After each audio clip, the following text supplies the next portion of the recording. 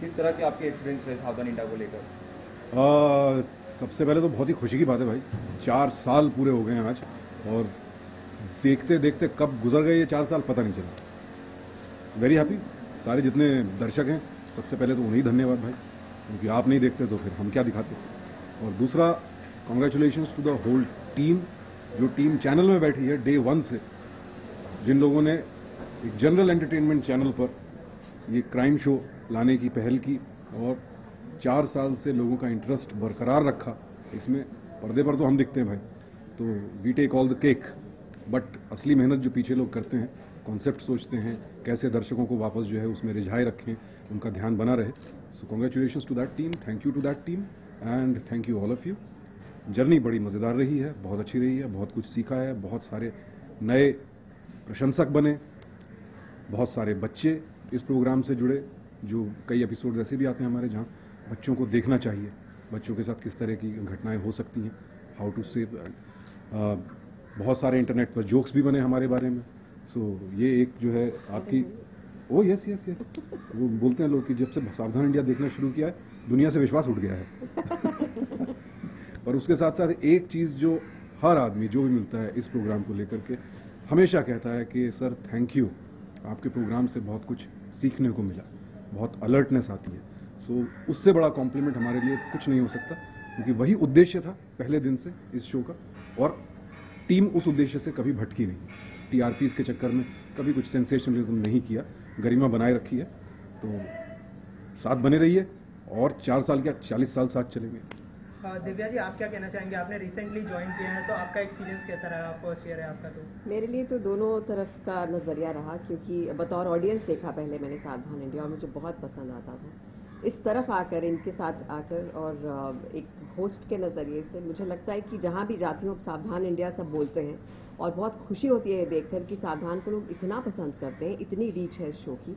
और जैसे सुशांत ने कहा अभी कि एक इसने अपनी जगह बना ली इस शो ने सबके दिलों में। एंड जो मेहनत, जो डिटेलिंग सब चैनल वाले करते हैं, वो वाकई बहुत इट्स रियली अप्रिशिएटेड, बिकॉज यहाँ पर प्रोडक्शन हाउसेस कहानियाँ लाते हैं, फिर हम तक आती हैं, फिर कौन सी लानी है, कौन से स्लॉट में डालनी है, फिर कौन सा किसको कहाँ करना है। So it's I think a very difficult process, और उस इंटरेस्ट को 4 साल बनाए रखना और इतने हाई टीआरपीज़ पे जाना और लोगों को अपने साथ हमेशा बांध कर रखना बहुत बड़ा काम है। एंड आई थिंक जिस तरह से सब चल रहे हैं, तो एज ही सेड 4 नहीं 40 और शायद उससे भी ज़्यादा। जी, आप दोनों को शो से अगर बाहर निकले तो किस तरह के कॉम्प्लीमेंट मिले थे अपने जो एंकरिंग के किरदार को लेकर, और शो के बारे में क्या कुछ सुनने को मिला था आपको, अगर शो के बाहर निकल कर देखे तो?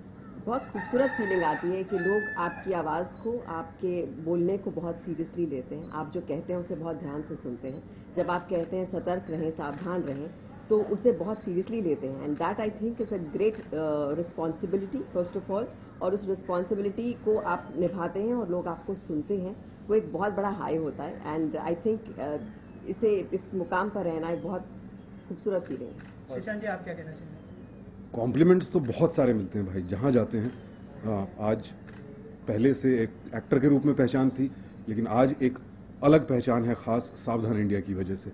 और मूछें, तो जैसे जैसे शो की टीआरपी बढ़ती गई, मूछों की लेंथ भी बढ़ती गई, दोनों एक दूसरे से जुड़ गए। तो लोग पसंद करते हैं, बोलने का अंदाज़ अच्छा लगता है, दिल से बोलते हैं। जैसा दिव्या ने कहा कि अच्छा तो लगता है, लेकिन साथ में एक बहुत बड़ी रिस्पॉन्सिबिलिटी भी आ जाती है, क्योंकि लोग हमारी बातों को बहुत सीरियसली लेते हैं। तो कभी भी ये मैं खासकर अपनी तरफ से स्क्रिप्ट्स में जब भी चेक करता हूँ, जब भी कानून की धाराएं हैं या कौन सा अधिनियम हम बता रहे हैं, तो it has to be perfect, कहीं गलती ना हो, चूक ना हो, गलत सीख ना दे दें किसी को।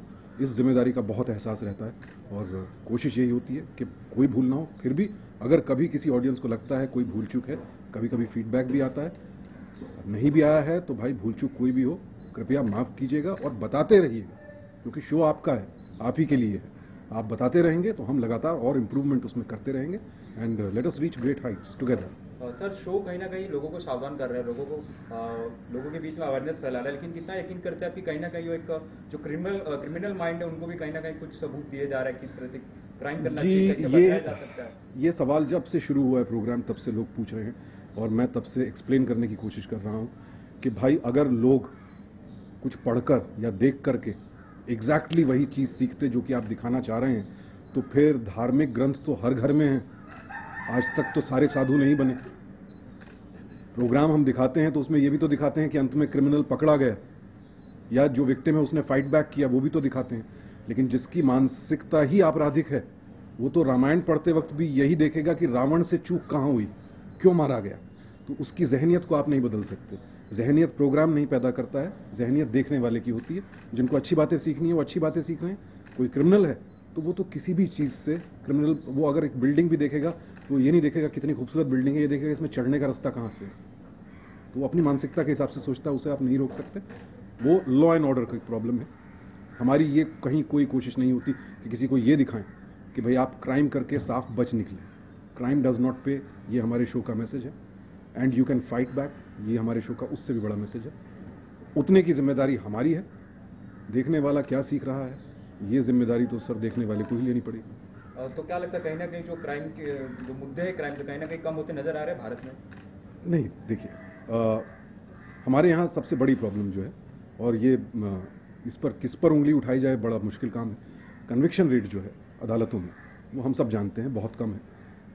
अदालत में केस गया तो फिर वो 5 साल से लेकर 25 साल तक केस चल रहा है। वहाँ से एक डर खत्म हो जाता है लोगों में सज़ा का। जब आपको मालूम है कि केस तो खींचना है 25 साल 20 साल, तो मुजरिम की हिम्मत और बढ़ती है, अपराधियों की हिम्मत और बढ़ती है। कन्विक्शन रेट जिस दिन हम अपना बेहतर कर लेंगे, अदालतों का बैकलॉग बहुत है, वो सब बेटर होगा, law and order policing better होगी, तब जाकर के क्राइम रेट कुछ कम होना शुरू होगा। एक प्रोग्राम कोई भी, चाहे कितना अच्छा हो, लोग कितना पसंद करते हो, अगर हम ये श्रेय लेने लगे झूठ मूठ में बैठ के कि जब से हम आए हैं देखिए क्राइम कम हो गया है, बहुत ही गलत होगा। और गलत बात हम इस मंच से कभी बोलेंगे नहीं। क्राइम रेट लोग कहते हैं बढ़ गया है बहुत, नहीं, उसके 2 पहलू हैं। आज की डेट में लोग ज़्यादा क्राइम रिपोर्ट करने लगे हैं, खासकर महिलाएं जो पहले चुप रह जाती थी, कहीं ना कहीं उन्हें शायद ऐसे प्रोग्राम से हौसला मिला है। आज की डेट में वो ज़्यादा क्राइम्स रिपोर्ट करती हैं, इस वजह से हमें लगता है आंकड़ा बढ़ गया है। आंकड़ा तो वैसा ही रहेगा, जो पॉपुलेशन जिस हिसाब से बढ़ रही है आंकड़ा उसी हिसाब से बढ़ेगा या स्टेबल रहेगा। बट हाँ, पिछले 4 सालों में एक श्रेय जो मेरे ख्याल से ये टीम सावधान इंडिया की ले सकती है। आज की डेट में आप कोई भी अखबार उठाकर देखें, जहां आपको 4 क्राइम की स्टोरीज मिलेंगी, वहां कहीं ना कहीं एक कॉमन सिटीजन ने किस तरह से फाइट बैक किया, आपको वो स्टोरी भी ज़रूर मिलेगी। अगर उसमें हमारा 10% भी हमारा श्रेय है उसमें, तो we are very very proud. And हम कोशिश करेंगे कि और आपको उत्साहित करते रहें और प्रेरित करते रहें, क्योंकि जब हम फाइट बैक मिलकर करना शुरू करेंगे तो हम कोई भी हालात, कोई भी सूरत बदल सकते हैं। ऑल्सो आई थिंक हम लोग बहुत कई बार अपने हालात को, क्योंकि ऐसे हालात हैं, उनको बहुत केयरलेसली ले लेते हैं। लेकिन ऐसा शो देखने के बाद आप कहीं ना कहीं आपके जहन पे इसका इम्पैक्ट होता है कि यहाँ थोड़ा मैं ध्यान रखूँ तो शायद इतनी बातों से फ़र्क पड़ता है। हमें लगता है जो क्राइम होता है ये हमारे साथ नहीं होता है, किसी दूसरे के साथ होता है।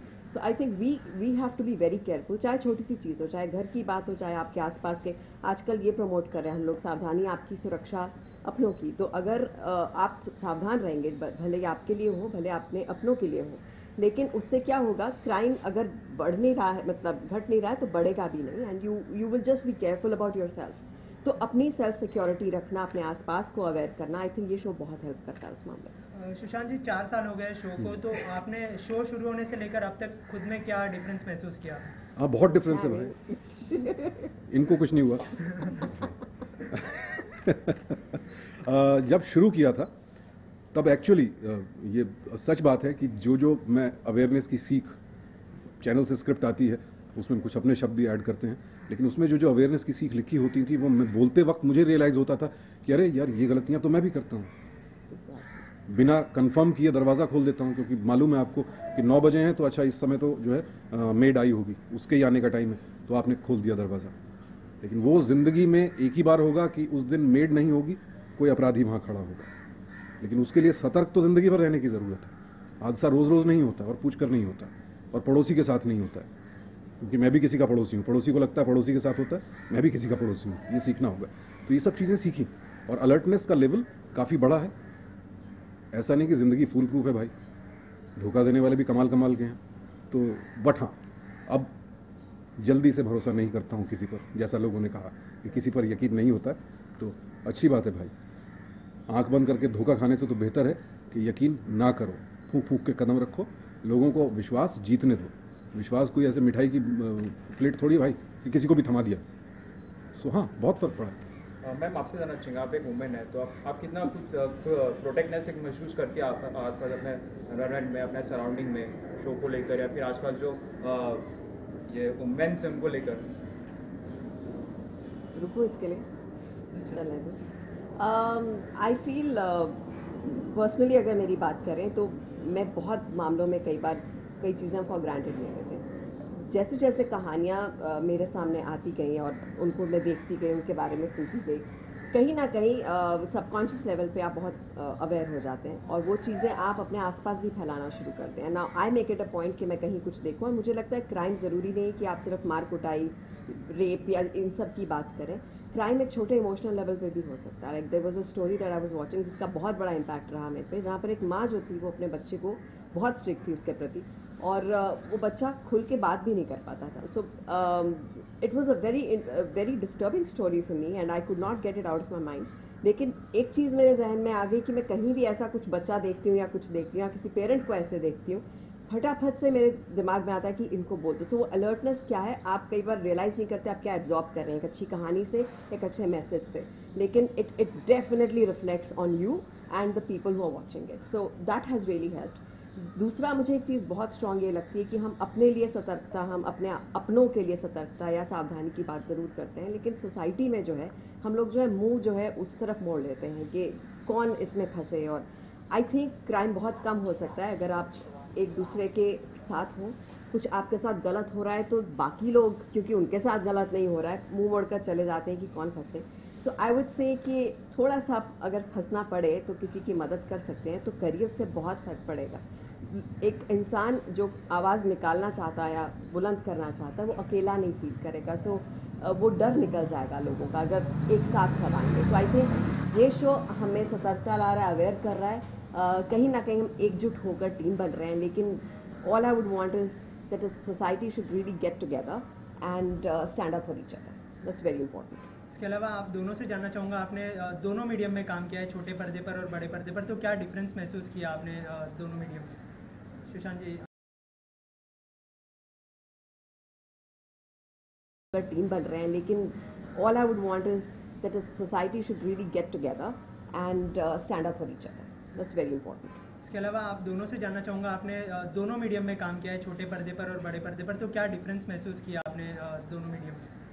सुशांत जी आप बताइए। बतौर एक्टर अगर पूछेंगे तो डिफरेंस बहुत है भाई। एक्टिंग करने के स्टाइल में कोई डिफरेंस नहीं है, आप तो उतना ही मेहनत वहाँ भी करते हैं यहाँ भी करते हैं, लेकिन फिल्म में एक कहानी डेफिनेट होती है भाई, शुरुआत है और अंत है, कैरेक्टर डेफिनेट है, वो नहीं चेंज होने वाला है, आपको मालूम है। तो आप उसको तैयार करते हैं, प्रिपेयर करते हैं, 30 दिन 35 दिन 50 दिन जो भी शूटिंग है उस कैरेक्टर को जीते हैं और फिर आगे बढ़ जाते हैं नए एडवेंचर की ओर। टेलीविज़न में, फिक्शन में कहानी कभी भी बदल सकती है, नया मोड़ आ सकता है। हो सकता है आप अनाथ पैदा हुए थे लेकिन 425 एपिसोड में आपके माता पिता NRI निकले और अमेरिका से आ सकते हैं, ऐसा हो सकता है। तो आपको ऐसी हर परिस्थिति के लिए मानसिक रूप से तैयार रहना पड़ता है। आपने जर्नी शुरू की थी एज पॉजिटिव कैरेक्टर, लेकिन 456 में आप नेगेटिव हो सकते हैं, आप विलन भी बन सकते हैं, उसके कुछ भी हो सकता है भाई, तो उसके लिए तैयार रहना पड़ता है। और मैंने जो मेरा पर्सनल अनुभव रहा है, 1 साल के बाद मेरी पेशेंस ख़त्म हो जाती है, इसलिए मैंने फिक्शन शोज़ को हाँ करना छोड़ दिया। 2 बार देखा, विरुद्ध किया, गुलाल किया, दोनों बार एग्जैक्टली 1 साल बाद मैं तंग आ चुका था और फिर मैं गुस्सा होने लगता था या चिड़चिड़ापन आ जाता था। मैं प्रोड्यूसर से बोलता था हाथ जोड़ के, भाई अब मुझे जाने दो, अब मुझसे ना होगा। तो वो पेशेंस नहीं है। हैट्स ऑफ जिनको ये पेशेंस है, क्योंकि एक ही किरदार को सालों साल निभाते चले जाना ईमानदारी के साथ, पूरी शिद्दत के साथ, बहुत कमाल का काम है। तो मैं उन सबको चरण छूकर प्रणाम करता हूँ। आप लोग बहुत महान हैं। जिस दिन मुझमें ये पेशेंस आ गई, मैं अपने आप को धन्य समझूंगा। कहीं ना कहीं आप कुछ चेंजेस देख रहे हो बड़े पर्दे पे, क्योंकि अभी काफ़ी रियलिस्टिक और काफ़ी स्पोर्टिक जो स्पोर्ट्स फिल्म है काफ़ी ज़्यादा बन रही है। जी, बड़े पर्दे पर कमाल का काम हो रहा है and I am very happy. छोटे पर्दे पर भी अच्छा काम हो रहा है। जो फिल्मों का दौर इस समय आप कह सकते हैं कि वापस एक गोल्डन पीरियड की ओर हम जा रहे हैं, जहाँ हर तरह की फिल्म के लिए एक स्पेस है। बड़ी mega action adventure super hero film के लिए भी है और नील बटे सन्नाटा, अलीगढ़, इन फिल्मों के लिए भी जगह है। मसान जैसी फिल्में बन रही हैं। मराठी सिनेमा में देखिए कमाल का काम हो रहा है, फेंड्री है। रीजनल सिनेमा अलग आयाम छू रहा है, स्तर छू रहा है। तो मेरे हिसाब से बहुत ही इंटरेस्टिंग फेज़ है ये पूरे इंडियन सिनेमा का। नॉर्थ से लेकर साउथ तक, ईस्ट से लेकर वेस्ट तक, and as an actor I am fortunate to be part of this phase of our film industry. Very very commendable. Divya ji, आपने मतलब वो वाला सवाल, मुझे लगता है कि दोनों मीडियम्स जो हैं बिल्कुल एक दूसरे से मुख्तलिफ हैं, और फिल्में जो हैं आप एक किरदार निभाते हैं, और वो किरदार हमेशा के लिए वहाँ एक बड़े पर्दे पर बन जाता है. It becomes history for you and people remember you for that film. जैसे मैं अगर भाग मिल्खा करूँ तो मेरा नाम उस फिल्म से जुड़ जाएगा, या वीर ज़ारा करूँ तो उस फिल्म से जुड़ जाएगा. शोज़ में क्या होता है कि आप उनके घर का एक हिस्सा बन जाते हैं जिसका अपना चार्म है. क्योंकि हम होस्टिंग कर रहे हैं, फिक्शन नहीं कर रहे, तो इसका एक एडेड प्लस ये है कि आप खुद के तौर पर लोगों से मिलते हैं. मैं बतौर दिव्या दत्ता ही आती हूँ लोगों से मिलने, सुशांत के तौर पर ही आते हैं, हम किरदार नहीं निभा रहे. तो जब आप ऐसे डायरेक्ट रूबरू होकर अपने उन लोगों से बात करते हैं जो अपने ड्राइंग रूम में बैठकर आपको हर रात को देखते हैं, तो उनको लगता है कि हमारा ही एक रूप है, हमारे ही एक कोई मेंबर हैं, और इतना अपनापन उनको लगता है कि वो जो एक स्टार का एक किरदार का जो अलग चाह होती है, एडमिरेशन होती है, ये वाली जो चाह और एडमिरेशन है ये बिल्कुल अलग है. बट अच्छा है कि दोनों चीज़ों का आप एक साथ मज़ा लेते हैं, और आपको आपके लिए और आप जो बोलते हैं उसके लिए लोग सराहते हैं. आई थिंक ये इस शो की बहुत बड़ी एक खासियत है, एंड इट्स रियली नाइस. और जो रिस्पेक्ट, जो अप्रिसिएशन शो के ज़रिए मिली है, I think it's really great. नहीं, और यहाँ मैं इसीलिए 4 साल में बोर नहीं हुआ हूँ अभी तक, क्योंकि कोई कैरेक्टर नहीं है. एज माई सेल्फ मिल रहा हूँ, सो आई एम स्टिल एंजॉइंग. तो और दूसरा ये फ़ैन वाला जो आप समझते हैं घर का हिस्सा बन गए हैं, हम तो जानते हैं इनको, ये मैं बिल्कुल समझ सकता हूँ. मेरे साथ हुआ है. दिल्ली में गया था शुरू में जब जंगल की थी एक अवार्ड फंक्शन के लिए, तो जिस होटल में ठहरे थे उसमें सारे स्टार्स थे. तो प्रोग्राम के लिए जब जा रहे थे, मैं लिफ्ट से नीचे जा रहा था, तो लिफ्ट खुली तो करिश्मा कपूर जी अंदर आई. तो हम तो करिश्मा कपूर जी को पर्दे पर देखते ही रहते हैं ना, तो मुझे तो ऐसा लगा हाँ ये तो जानती होंगी मुझे. तो मैंने बड़े प्यार से बोला हाय हाउ यू. उन्होंने कोई जवाब नहीं दिया था. तो मुझे उसके बाद एहसास हुआ कि मैं इन्हें ज़रूर जानता हूँ, ये मुझे नहीं जानती है. तो ये बहुत सारे फैंस ऐसा करते हैं. मैं आपको कह दूँ कोई बात नहीं, कोई दिक्कत नहीं सर, ऐसा होता है, और आई अप्रिशिएट दैट. सर कहीं ना कहीं अपने रियल लाइफ में, अपने पर्सनल लाइफ में कोई क्राइम या फिर कोई इंसिडेंट आपने फेस की हो? ऐसा क्राइम तो यार मतलब होते छोटा मोटा कोई भी इंसिडेंट? छोटा मोटा तो मतलब यार जेब वेब तो कटी है, सबकी कटी है, किसकी नहीं कटी है? कोई है आप में से जिसकी जेब नहीं कटी है आज तक? हैं? तो हमारी भी कटी है भाई शुरू में तो अभी. लेकिन अभी यह है कि जब भी भीड़ वाले जगह जा रहा होता हूँ, मैं जो ट्रिक करता हूँ भैया आप सुन लीजिए. ये मैं बटुआ जो है पीछे की जेब से हटा के आगे वाली जेब में रख लेता हूँ. ये बड़े कमाल की ट्रिक है, याद रखिएगा वरना फंसेंगे आप. तो एक मज़ेदार किस्सा है जो होते रह गया. मैं सुबह मुझे एयरपोर्ट जाना था, अभी 1-1.5 साल पहले की बात है, और मैंने एक कंपनी से टैक्सी बुक की थी. उन्होंने एंड टाइम पर उनका जवाब तो था जी आपने तो कैंसिल कर दिया बुकिंग. मैंने कब की? अभी. अच्छा मुझे पता नहीं है, कोई बात नहीं. अब मुझे टैक्सी ढूंढनी थी, घर के आसपास कहीं टैक्सी नहीं मिल रही है, फ्लाइट के लिए लेट हो रहा था, ड्राइवर साहब भी नहीं थे. मैं गाड़ी लेकर के सिग्नल तक गया, अपनी गाड़ी लेकर के टैक्सी ढूंढने के लिए. एक आदमी ने देखा मुझे परेशान सा, तो आया, सर क्या हुआ, क्या प्रॉब्लम है? मैं कहा यार टैक्सी ढूंढ रहा हूँ, एयरपोर्ट जाना है. तो सर टैक्सी तो यहाँ कोई नहीं है, मैं छोड़ दूँ आपको? मैंने कहा आप कैसे छोड़ोगे, आपकी गाड़ी में? मैंने कहा मेरी गाड़ी में आप छोड़ दोगे और फिर गाड़ी वापस कैसे आएगी? नहीं मैं वापस आपके घर पे लगा के जाऊँगा गाड़ी. तो मैं लिटरली, मेरा एक्सप्रेशन ये था, उनको मैं एक क्षण के लिए देखता रहा कि मेरी शक्ल पे ऐसा लिखा है या तो ऐसे हैं सर, बड़े बड़े चतुर लोग मिल जाते हैं, नुक्कड़ पर मिल जाते हैं घर से निकलते. सावधान रहिए, सतर्क रहिए, सुरक्षित रहिए. मैम आप? मैंने ईव टीजिंग बहुत फेस की है अपने कॉलेज के दिनों में और उसके बाद, लेकिन क्योंकि पंजाबन हूँ तो एक हाथ देना सिखाया भी गया था और आता भी है और शौक भी है. तो ये तीनों चीज़ें मिल जाती थी साथ में. तो बहुत लड़कों को मैंने थप्पड़ वप्पड़ मारे हुए सड़क पे. मैं दूर हो गया. लेकिन एक बात है, मेरा सबने साथ बहुत दिया था. मतलब अगर किसी को पकड़ लिया और वो भागने की कोशिश करते थे, सब लोग लेकर आते थे और अच्छे से धुलाई करते थे. विच आई रियली फील कि क्यों किसी को आप मतलब लड़कियां छेड़ के क्या किसी को मिलता है? You become more of a boy. ये मुझे कभी भी नहीं समझ आया, लेकिन ये है एक कॉन्सेप्ट जो चलता है और किसी के ग्रोइंग अप डेज का एक बहुत अहम हिस्सा होता है. लेकिन शायद लड़कियों के लिए भी अपनी सेफ्टी देखना और अपने आप को बचाना ये बहुत ज़रूरी है. इसे हम कई बार ऐसे हंसी मजाक में ले लेते हैं, लेकिन बहुत सीरियस इशू है. तो कभी भी अकेले ऐसा ना जाए, जाएं भी तो अपने साथ कुछ ऐसी चीज़ें रखें जिससे आप अपना सेल्फ डिफेंस कर सकें। Thank you so much. Thank you, thank you, thank you.